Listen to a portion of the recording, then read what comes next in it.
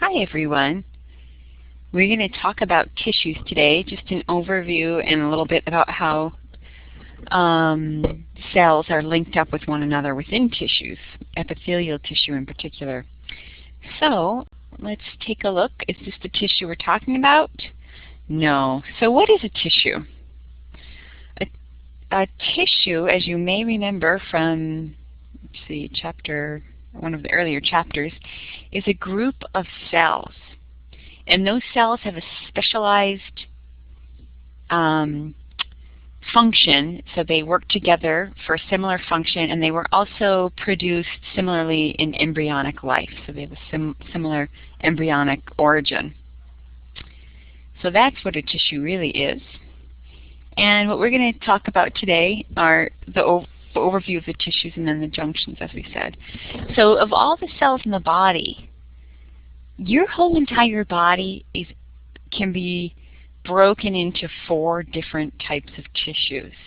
And these are epithelial, connective, muscular, and nervous tissues. So what about bone? What about blood? What about skin? What about organs? What are they made out of? Well, we'll look and find out. We'll see what those things are actually made out of. So, an overview of epithelial tissue is that in general they cover the body's surfaces and they form glands. They also line hollow organs, body cavities, and ducts. So we talked about the skin. What is skin then? Skin, the epidermis of the skin, the outermost layer of skin, falls under epithelial tissues because it covers the body's surfaces. Glands like sweat glands and their ducts are made out of epithelial tissue. And also hollow organs are lined with epithelial tissue. So your stomach is completely lined with epithelial tissue. So are your intestines, the female vagina, all lined with epithelial tissue. So they also line the cavities of the body, which we learned about in Chapter 1. So what is connective tissue then? Connective tissue protects, supports, and binds organs. So when we asked about bone, bone is actually a connective tissue, believe it or not, because it's for protection and support. Fat is connective tissue, and it stores energy for us. Blood, red blood cells, white blood cells, and platelets are all part of the liquid connective tissue of blood. So a lot of our tissues that we think about as being their own independent type are actually connective tissues. So muscular tissue, we know what muscle is. It generates physical force needed to make a body structure move. Not only do you get up and walk around because of muscular tissue, but stuff moves through your body via muscular tissue. Smooth muscle, it's called. So muscular tissues also generate heat that's used by the body. So when you're cold and you shiver, that's contractions of skeletal muscle tissue. So nervous tissue can detect changes in the body and respond by generating nerve impulses. So in general, we want to think about connective and epithelial tissue being covered in this chapter, muscular and nervous tissues being covered in future chapters. However, just know what they are, know their general functions. We'll get into the details of muscle and nervous tissue in chapters, let's see, 10 and 12. All right, so typically tissues stay in place and they're anchored to other cells, or the cells within a tissue remain in place and they're anchored to other cells, for example, for epithelial tissue, or they might be anchored to a basement membrane, and or they might be part of connective tissues. So you do have some cells that are more mobile. So phagocytes, which are cells that eat debris, and embryonic cells, which are involved in differentiation and growth, they don't they're not anchored and remain in place, and neither is the liquid connective tissue like blood and lymph. So stop and think. This is a review. What are the 4 principal types of cells in the body? So pause and quiz yourself here. They are epithelial tissue, connective tissue, muscular tissue, and nervous tissue. And a general function of each: epithelial tissue is for covering and lining. Covering the surface of the body, lining the inside of your body, the hollow cavities or hollow organs, for example. Connective tissue binds, supports, and protects. That's general. Nervous tissue generates nerve impulses and detects changes in the environment.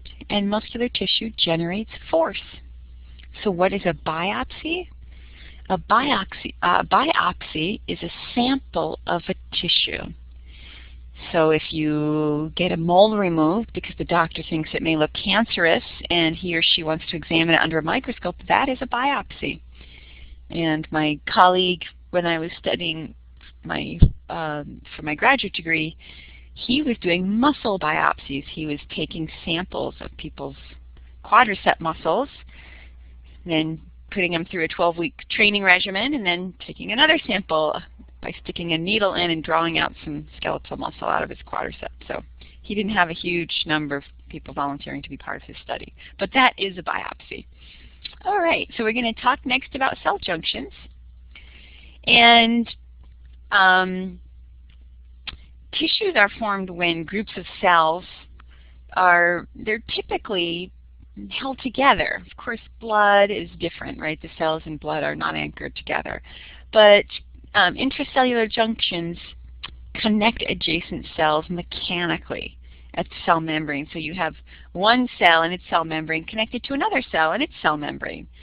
So the cell junctions might be tight and be able to hold fluid, or they may act as channels to allow ions to pass through. So when you think about junctions, you want to think, what makes this junction different from all the rest? And when you think that way, it'll help you keep things straight for the exam, because you'll want to know, okay, which is the one that allows ions to pass through? Very oppositely, which is the one that prevents water from leaking out? So think about that. What's the one thing that makes it unique? Okay, so tight junctions are found where you need a leak-proof seal between cells. So I think of it like Ziploc bag. So whenever you need to really make sure your semi-solid lunch, you have decided to bring Jell-O to school, you don't want it leaking out all over your bag, so you zip it in a Ziploc bag. Well, your body has cell junctions that do that too. So they keep materials from leaking out of organs like the stomach or the urinary bladder or the gallbladder. Those are all places where you have fluids that you don't want leaking out into other parts of the body. So that's what tight junctions are.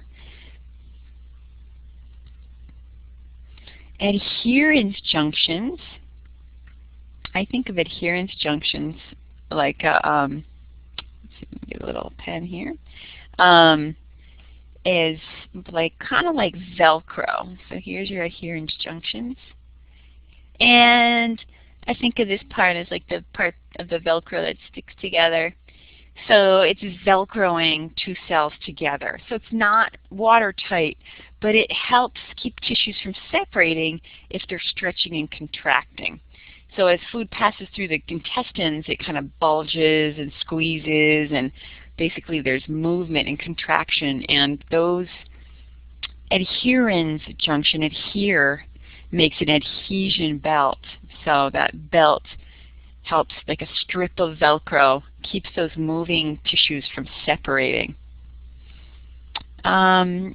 So mainly for these tissue, the cell junctions, we're mostly just about the major anatomy and the major function of each. I'm not going to ask you about, well, are those microfilaments extending into the cytoplasm, or microtubules. You know, don't worry too much about that. Just know what they each do.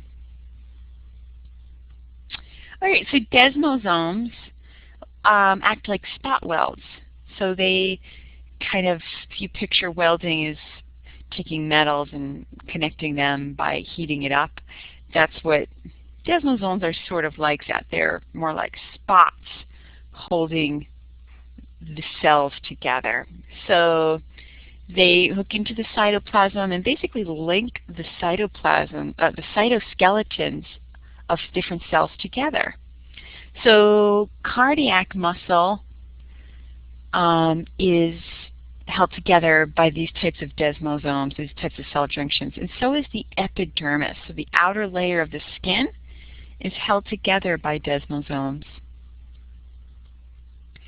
Hemidesmosomes, what's hemi mean? Hemi means half. Hemidesmosomes means half a desmosome. So what makes this one different? This one's different because it's the only one that isn't joining cell to cell. It's joining a cell to a basement membrane. And we remember from earlier what a basement membrane is. We'll actually talk about it a little bit more when we talk about epithelial tissues. But anyway, it's not a cell. It's a tissue membrane that anchors cells to it. So that's what hemidesmosomes are, anchoring to a basement membrane. Gap junctions are different and unique because they allow for the passage of ions.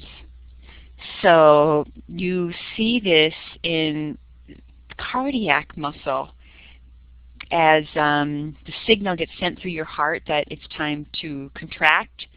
The ions pass through from one cell of the heart to another and form something called the conduction system of the heart, and that allows there to be communication so that all the muscle associated with, say, the ventricles all contract at the same time. You wouldn't want them to not be synchronized. So that's what makes gap junctions unique.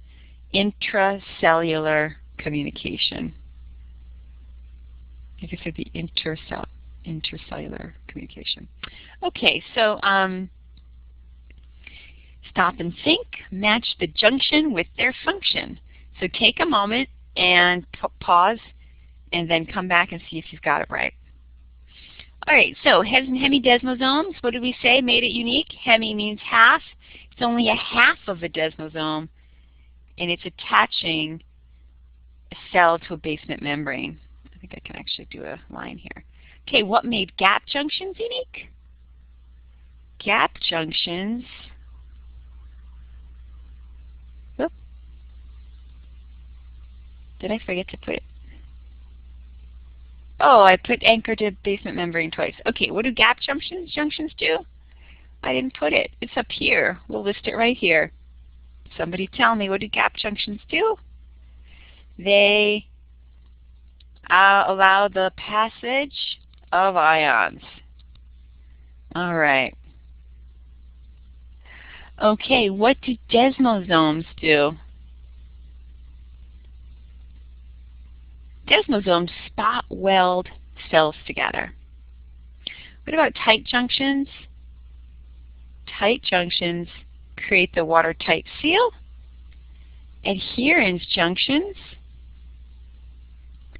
hold together stretching, contracting tissues. They form that adhesion belt. So that's the adherens junction. Okay, great. All done with this. We're going to talk about epithelial tissues next. As always, please let me know if you have questions.